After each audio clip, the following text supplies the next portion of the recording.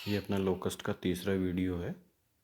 इसमें अपन शो कर रहे हैं जो लोकस्ट अपन ने जो 9 और 10 स्पीसीज़ ऑल ओवर वर्ल्ड में जो रिपोर्ट की थी उनके यहाँ अपन फिगर दे रहे हैं।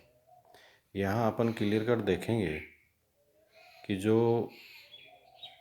लोकस्ट है, जो डेजर्ट लोकस्ट है, जिसमें अपन ने अभी बात की थी कि जनरली ग्रीन कलर होता है, इनके तीनों के कलर आपको है, ये देखो बिल्कुल क्लियर कट डिफरेंट आपको दिखाई देंगे। और उसके बाद में ये आपको बिल्कुल क्लियर कट दिखाई दे रहे हैं इसके कलर। मैं आपको है इसको स्क्रीन पे चौड़ी करके बता रहा हूँ। इधर आपके नाम है और इधर आपको है इसके फिगर दिख रहे हैं।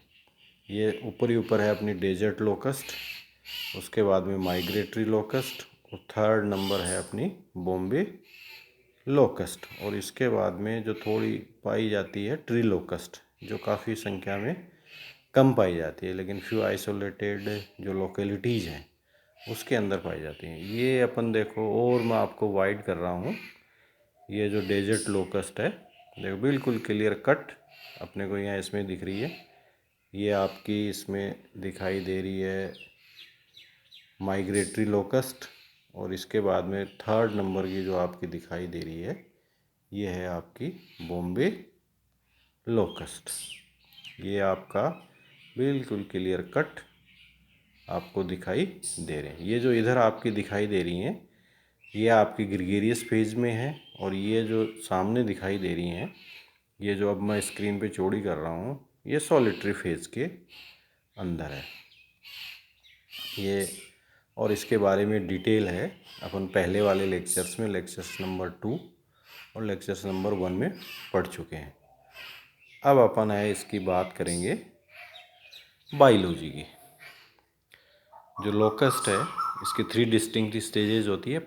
स्टार्टिंग में अपन ने पढ़ा था ये ऑर्डर ऑर्थोप्टेरा के अंदर आती हैं, और इसकी जो स्टेजेस होंगी वो होगी एग, निम्फ और एडल्ट, यानी इनकम्प्लीट मेटामॉर्फोसिस होती है। एग्स कैसे होते हैं और जनरली कहाँ देते हैं और कितने दिन के बाद हैच होते हैं।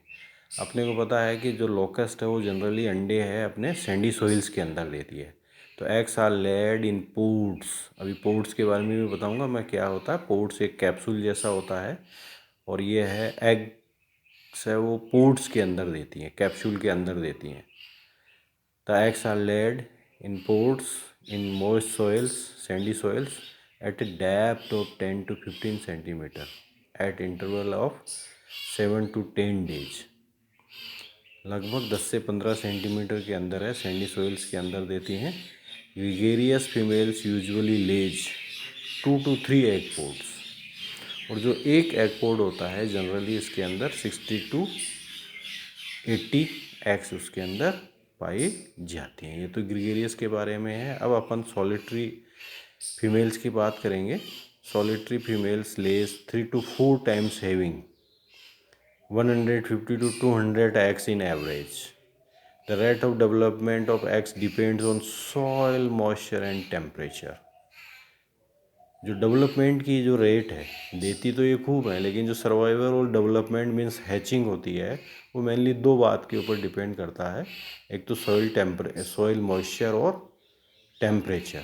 और जनरली इनका जो हैचिंग पीरियड है वो 2 डेज़ का होता है। No development takes place below 15 degree centigrade. यदि टेम्परेचर 15 डिग्री सेंटीग्रेड से डाउन है तो एग है वो हैच ही नहीं होंगे, वहाँ पड़े रहेंगे सुरक्षित लगभग लंबे टाइम तक।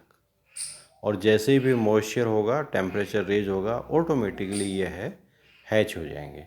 The incubation period 10 to 12 days when optimum temperature is between 32 to 35 degree centigrade. ये हुई अपनी एग्स की बात। फिर अपन बात करते हैं होपर्स, और होपर्स को अपन निम्स भी बोलते हैं। After incubation is completed, the egg hatch and the wingless nymphs emerges। There are 5 instars and 5 to 6 instar in solitarian hoppers। इसमें तो केवल 5 सी होती है और ग्रीगेरियस के अंदर तो, और सॉलिटेरियन में 6 भी हो सकते हैं, 5 और 6। In each instar there is a growth and change in characteristics coloration. ये बात अपन है इम्पोर्टेंट है, अपन पहले भी देख चुके हैं कि जो डेजर्ट लोकस्ट के अंदर कि मेनली ये दो इसकी डेफिनेशन में अपन ने चीज़ काम में ली थी। एक तो है बिहेवियर और दूसरा है फॉर्म्स। तो इसमें भी है हर इंस्टार के ऊपर इनका बिहेवियर और फॉर्म्स कलर चेंज हो जा रहा था। जैसे फर्स्ट इंस्टार है ये हेज्ड इन वाइट होंगी और उसके बाद ब्लैक बदल जाएगी, ब्लैक कलर के अंदर चेंज हो जाएगा 1 से 2 घंटे के अंदर। सेकंड इंस्टार है head is large and pale colour pattern in conspicuous. जो पेल कलर है वो पैचेज के अंदर यानी स्ट्रोंगली होगा। थर्ड इंस्टार है two pairs of wings birds projected on each side of thorax.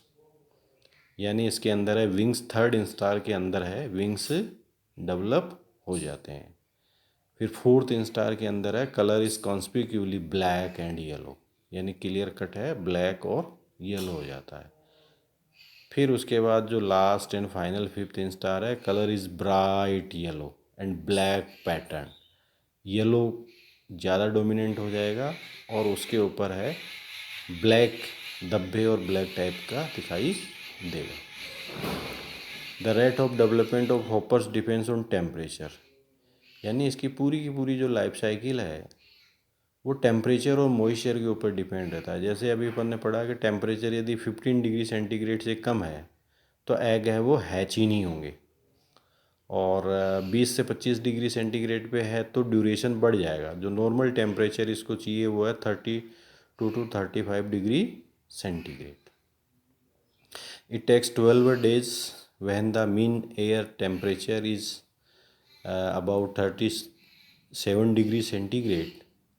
और उसके बाद में यदि टेम्परेचर डिले हो जाता है, डिले अप टू 70 days, तो टेम्परेचर है वो बढ़ घट जाता है 22 डिग्री सेंटीग्रेड हो जाता है। तो ये जो अभी अपन ने बात की 22 days, ये 70 दिन तक भी जीवित रह सकते हैं। In general it takes 6 weeks from hatching to fledging और about 1 week per year. Generally 1 week है वो एक इंस्टार के लिए चाहिए। तो ये बात की अपन ने होपर्स और निम्फ्स की। अब बात करते हैं अपन एडल्ट्स की। जो फिफ्थ निम्फल इंस्टार है वो एडल्ट के अंदर चेंज होगा, जिसको अपन है फ्लैगिंग और यंग एडल्ट कहते हैं। इसमें जो अपन फ्लैडिंग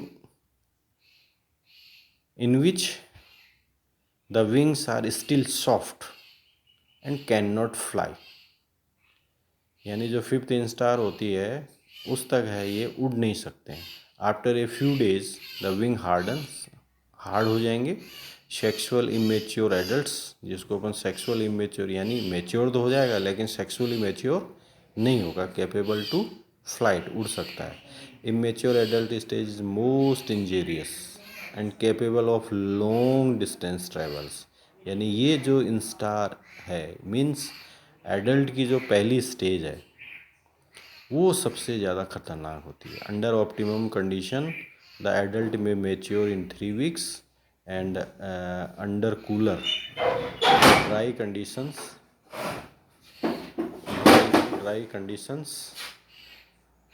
कंडीशंस तो फिर ये टाइम ज़्यादा लेती है। फिर इसके बाद अपन बात करते हैं 4 week के लिए ये जनरली है रिप्रोड्यूस करने लग जाती है।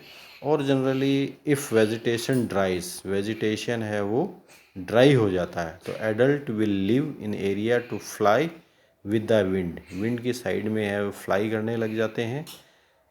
और जहाँ green vegetation and favourable breeding conditions होती है वहाँ ये अपनी ब्रीडिंग करते हैं। ये तो हुई ग्रीगेरियस फेज की बात।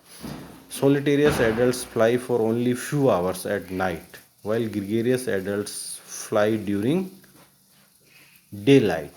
यानी सोलिटेरियस है जो अभी अपने पहले भी बात की थी कि ये कम फ्लाई कर सकते हैं, फ्यू आवर्स ही फ्लाई करेंगे, और जो ग्रीगेरियस है वो पूरे दिन भर है फ्लाई करते रहते हैं। ये लोकस्ट के ब्रीफ के अंदर है बायोलॉजी हुई और अभी स्टार्टिंग में अपन बात की थी कि ऑर्थोप्टेरा ऑर्डर के अंदर आती है, मीन्स जो मेटामार्फोसिस होगी वो इनकम्प्लीट मेटामार्फोसिस होगी एग, निम्फ एंड एडल्ट्स, और निम्स को अपन कहते हैं होपर्स। तो ये अपनी जो तीसरा लेक्चर है वो है लोकस्ट की बायोलॉजी के बारे में है।